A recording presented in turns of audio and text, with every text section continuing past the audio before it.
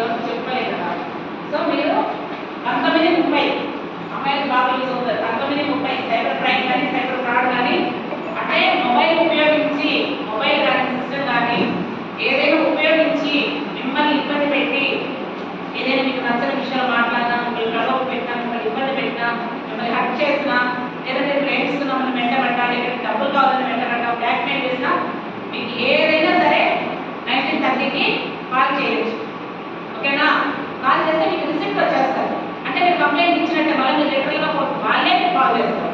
ఒకవేళ డబ్బు పోయింది అమ్మ నాకు తెలియకంటే డబ్బు పోతుంది వెంటనే మీరు 1930 కొట్టాలి. కొడితే వాళ్ళు అడుగుతారు.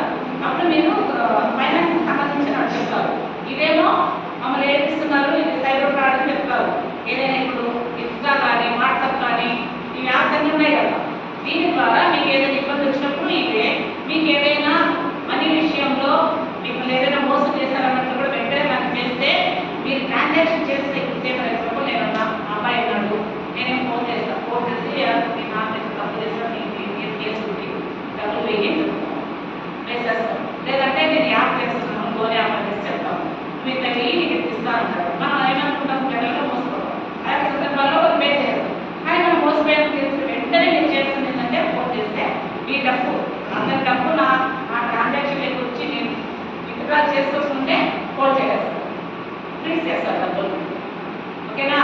సో దాన్ని ఉపయోగించవచ్చు. Next safety tips. Safety tips. Safety tips అది కూడా అంతే.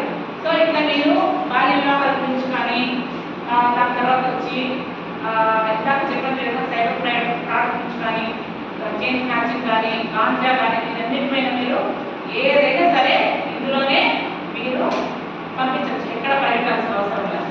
సో